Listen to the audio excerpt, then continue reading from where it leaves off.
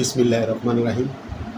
আজ সেই অভিশপ্ত পহেলা জুলাই, যেই পহেলা জুলাই থেকে মার্কিন ডিপ স্টেটের অর্থায়নে ডক্টর ইউনূস বাইডেন প্রশাসনের সহযোগিতায় ক্লিনটন ফাউন্ডেশনকে কাজে লাগিয়ে বাংলাদেশে একটা মেটিকুলার ডিজাইন করে বাংলাদেশে যে 5ই আগস্টের যেই ঘটনা ঘটিয়েছিল, সেই আজকের এই জুলাই মাসের প্রথম থেকে তাদের টার্গেট পূরণে তারা রাজপথে আন্দোলন সংগ্রাম করেছিল।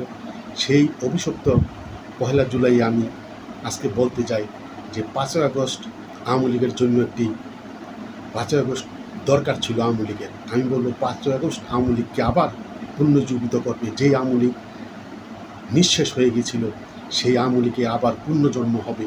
আমার কথাটা শুনে অনেকে হয়তো খারাপ মন্তব্য করতে পারেন। 5ই আগস্ট আওয়ামী লীগের জন্য দরকার ছিল। আমি বলবো যুগ যুগ চিরকাল আওয়ামী লীগ বেঁচে থাকতে হলে, এই সংগঠন বেঁচে থাকতে হলে 5ই আগস্টের ঘটনাটি আওয়ামী লীগের জন্য একটি শুভ দিন বলে আমি মনে করব। আমি সংক্ষেপে সেই প্রেক্ষাপটে কিছু বলতে চাই। 1975 যেহেতু আমরা দেখেছি, তখন ছাত্র ছিলাম। 1975 সালে বঙ্গবন্ধুকে হত্যার পর আওয়ামী লীগ কিন্তু নিঃশেষ হয়ে গেছে। জয় বাংলা স্লোগান দেওয়ার লোক ছিল না, এবং কি আপনারা দেখেছেন বঙ্গবন্ধুর জানাজা পড়ার লোক পাওয়া যায় নাই, এমন একটা অবস্থা সৃষ্টি হয়েছিল। এই পাকিস্তানি, মার্কিন এবং পাকিস্তানি প্রেতাত্মারা এভাবেই বাংলাদেশটাকে একটা নৈরাজ্য করে এমন একটি মিডিয়াকে কাজে লাগিয়ে তারা বঙ্গবন্ধুর বিরুদ্ধে এত প্রপাগান্ডা করেছে যে আমি সেই প্রেক্ষাপটে আমি বলতে চাই যে 1975 সালে বঙ্গবন্ধুকে হত্যার পর আওয়ামী লীগ কিন্তু নিঃশেষ হয়ে গিয়েছিল। নিজেদের কোন্দল নেতৃত্ব নিয়ে নিজেদের কোন্দল, এবং কি আওয়ামী লীগের বাঘা বাঘা নেতারা এই বিভিন্ন দলে এবং আওয়ামী লীগ থেকে মুখ ফিরিয়ে জিয়ার দলে এবং বিভিন্নভাবে তারা আওয়ামী লীগদের সরে গিয়েছিল।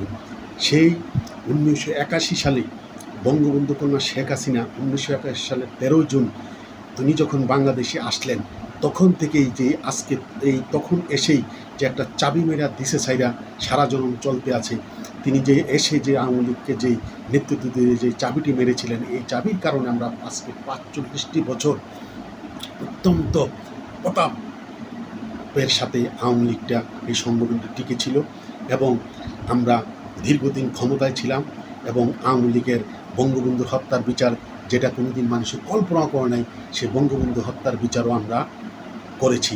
বঙ্গবন্ধু কন্যা শেখ হাসিনার আওয়ামী লীগের নেতৃত্ব হয়েছিল। তাই বলবো 5ই আগস্ট আমাদের জন্য আরেকটি শুভ দিন, কারণ এই 5ই আগস্ট দরকার ছিল। 5ই আগস্ট কেন দরকার ছিল আমি পরবর্তীতে আপনাদেরকে বলতেছি। সারা বাংলাদেশে আওয়ামী লীগের নেতাকর্মীরা এমন একটা অবস্থা সৃষ্টি করেছিল, আমরা আইকন নেতা, জাতীয় নেতা, যাদেরকে আমরা পূজা করতাম, ওই নেতাদেরকে, যে এই নেতাদেরকে, আইকন নেতাদেরকে দেখে আমরা আওয়ামী লীগটি করেছি। কিন্তু এই 17 বছর 16-17 বছর আওয়ামী লীগ ক্ষমতায় থাকায় আমরা সারা দেশের জনগণের কাছে আওয়ামী লীগের নেতাকর্মীদের কাছে স্পষ্ট হয়ে গেছিল তারা মুখোশধারী আওয়ামী লীগ। এই আওয়ামী লীগটিকে, এই পদকে বিক্রি করে তারা এমপি মন্ত্রী নেতা হয়ে অর্থবিত্তের মালিক হয়েছে। এই কর্মীদেরকে তুচ্ছ তাচ্ছিল্য করে তারা হাজার হাজার কোটি টাকার মালিক হয়েছে।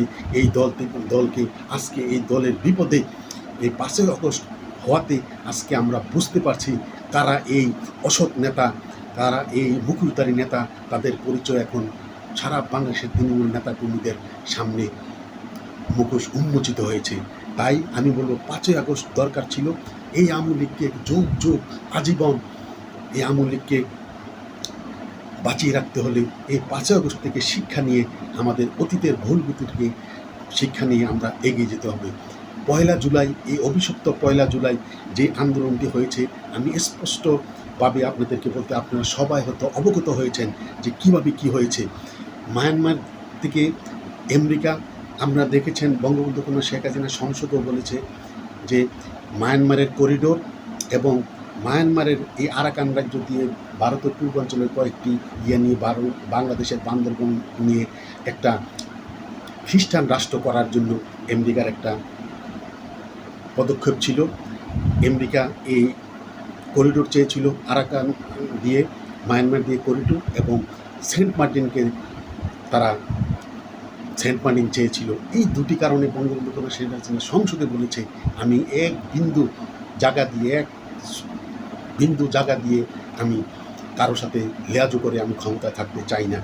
তার কারণে সে মানে নাই, যার কারণে এই ডক্টর ইউনূসকে দিয়ে America doctor Yunus Bill Clinton ফাউন্ডেশনকে অর্থ দিয়ে এবং ক্লিন্টন ফাউন্ডেশন বাইডেন প্রশাসনকে হাত করে এবং বাইডেন প্রশাসন এখানে ডিপ স্টেট হাজার কোটি টাকা দিয়ে বাংলাদেশের কাদেরকে দিয়েছে আপনারা দেখেছেন, এই আসিফ নজরুল সহ যারা উপদেষ্টা ছিল, এই তাদেরকে টাকা দিয়ে এই ছেলেদেরকে নিয়ে একটা কোটা বিদ্রোহ আন্দোলন করে এই আন্দোলনটা করার পর এই ডিপ স্টেটের সহযোগিতায় ডক্টর ইউনূস করে এই আন্দোলনটি করেছে। এই তখন তারা কোটা বিরোধী আন্দোলন থেকে আস্তে আস্তে এটা সরকার বিরোধী আন্দোলন করে সরকারের পতনের আন্দোলনে নিয়ে গেছে।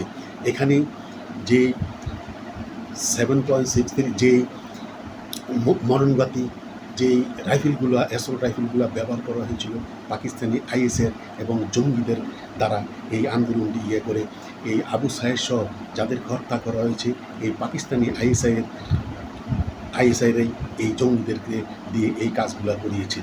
আওয়ামী লীগের সবচেয়ে বড় ভুল হয়েছে, আওয়ামী লীগ সরকার পতন হয়েছে। আমি তৃণমূলে যেহেতু আছি, যা দেখেছি আওয়ামী লীগের কমিটিতে একমাত্র আওয়ামী লীগ ক্ষমতাচ্যুত হয়েছে, কর্মীদেরকে অবমূল্যায়ন করেছে। তারা মনে করেছে যে এই আওয়ামী লীগ আর কোনোদিন ক্ষমতাচ্যুত হবে না, কর্মীদের দরকার নাই।